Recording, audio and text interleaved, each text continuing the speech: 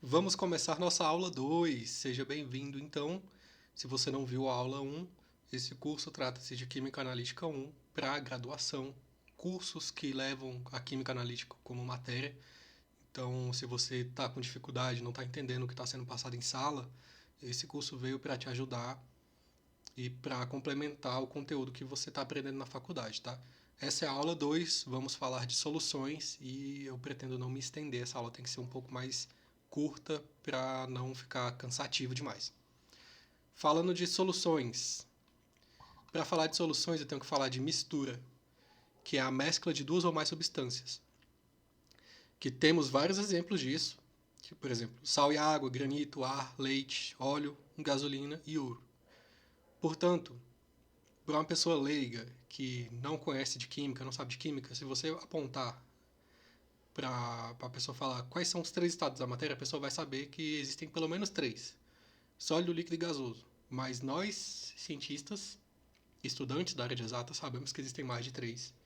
Por exemplo, existe o estado supercrítico, e conforme você vai aumentando a pressão, a forma de rearranjo das moléculas vai mudando. Isso é um estado diferente para cada rearranjo, correto? Mas vamos nos limitar aqui. Nossa disciplina não é de físico-química, é de química analítica, então esses três clássicos aqui eles servem pra gente. Então, tá, comentando aqui cada um: água e sal, granito, você, todo mundo conhece granito, é uma mistura. E o ar é uma mistura mais complexa, ele tem vários elementos dispersos. Leite, gordura, proteína, então ele tem um agregado de várias moléculas, gordura, proteína, tem sais e enfim. Óleo motor são a classe dos hidrocarbonetos, gasolina, idem, e o ouro 18 quilates, que é uma mistura de ouro e cobre. Para fins de curiosidade, o ouro e o cobre são os únicos metais é, da tabela periódica que não apresentam a coloração acinzentada. Isso, a título de curiosidade, não tem nada a ver com o nosso curso, tem a ver com a camada eletrônica, como os elétrons se rearranjam ali na camada eletrônica de cada um deles. Eu posso comentar mais aprofundadamente isso, talvez no final do curso, ou em algum outro módulo. Mas fica a curiosidade, acho que vale a pena estudar isso, dar uma pesquisada aí, ver como é que funciona. Talvez para quando você for dar aula, se os alunos te perguntarem, você sabe que eles são os únicos com cor diferente por conta da camada eletrônica, tá? Misturas, existem dois tipos de misturas que são importantes aqui para o nosso curso: homogêneas e heterogêneas. As homogêneas, elas vão apresentar um aspecto físico uniforme ao ser observada com o microscópio.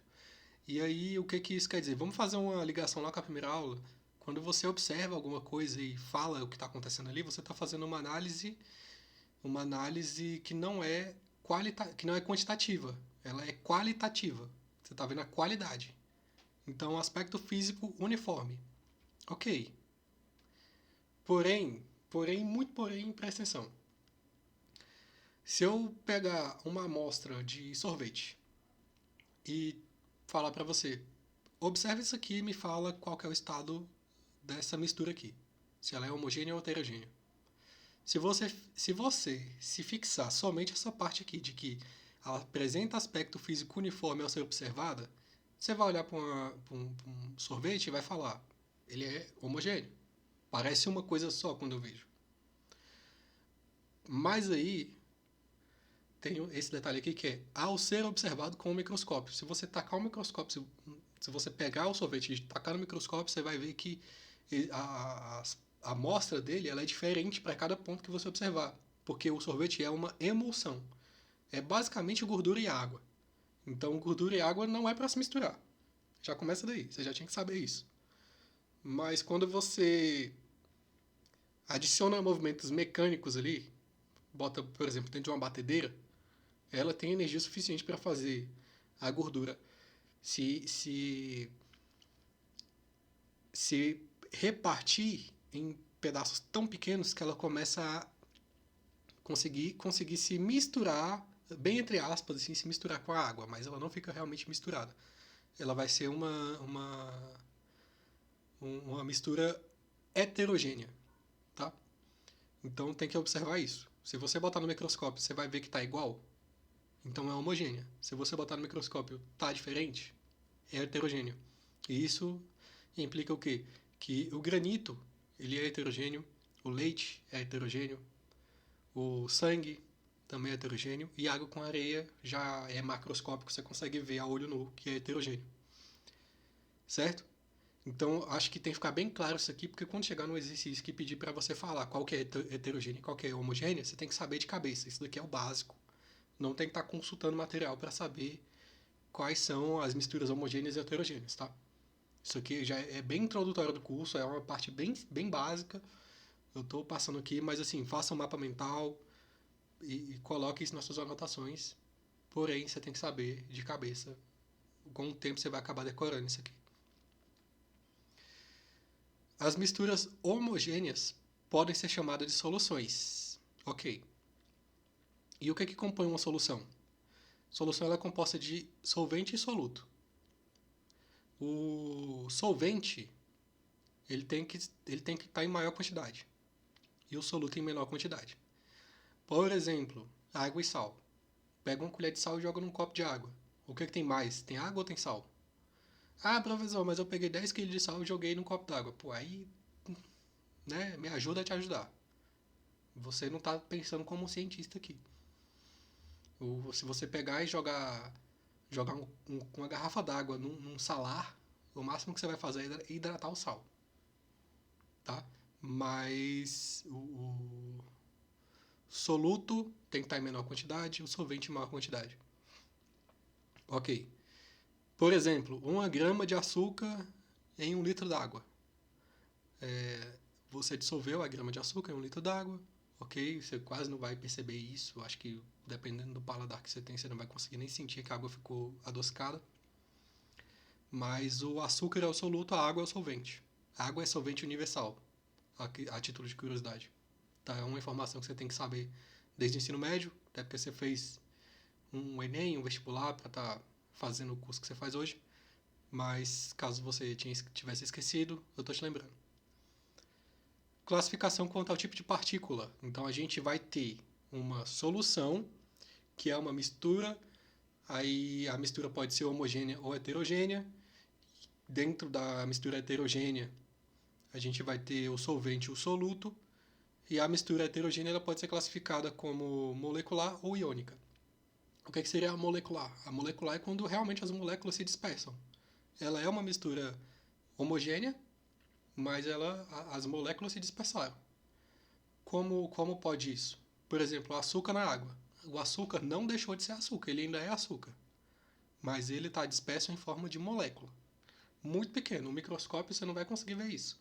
Uma molécula é uma partícula infinitamente pequena. Mas a iônica são os átomos se dissociaram. Por exemplo, sal na água. O Na separou do Cl. Ficou um íon de Na e um íon de Cl. É um átomo, ele é ainda menor do que a molécula. Tá?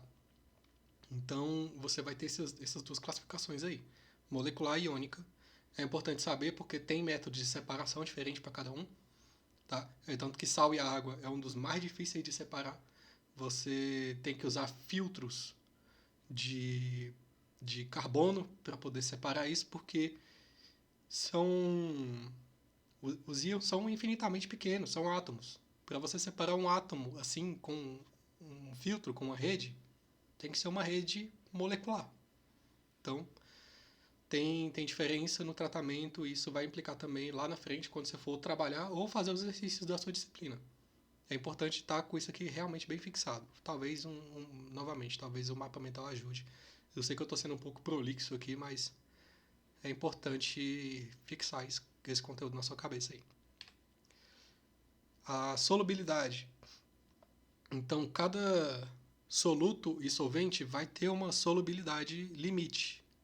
Por exemplo, quando você adiciona muito sal na água, vai ter um ponto que você vai tacar sal ali, ele não vai mais dissolver, ele vai direto para o fundo. A gente chama isso de suspensão, mas a suspensão nem sempre ela tem que estar no fundo, tá? Algumas vezes a suspensão vai estar realmente em suspensão.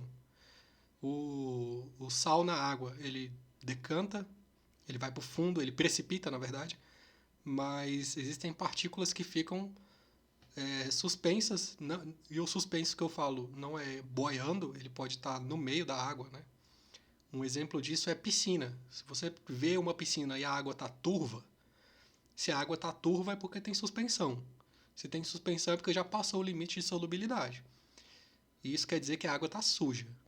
No caso da piscina, a água está suja. Como é que a gente faz para limpar? Você joga hidróxido de alumínio, o hidróxido de alumínio vai aglomerar as partículas que estão em suspensão e ela vai descer, ou seja, ela vai ficar mais pesada, a água já não vai ter mais a capacidade de deixar ela flutuando, então ela vai descer, ela vai precipitar realmente, e aí você limpa com um aspirador. Então, isso é muito importante ter em mente de que você olhou para uma solução e a solução está turva. Se ela tiver turva é porque tem suspensão. Tá? Se ela tiver, como é que eu posso dizer? Se ela não tiver turva é porque você ainda está no limite de solubilidade. Você consegue colocar mais soluto ali e, enfim, você vai conseguir saturar ainda mais. O coeficiente de solubilidade ele vai ser muito importante e a partir daqui a gente vai começar realmente a trabalhar com números. Esse vai ficar para a aula 3, mas já fica aqui o spoiler da aula 3, tá? A gente já vai começar a trabalhar com o coeficiente de solubilidade. Então é isso, te vejo lá.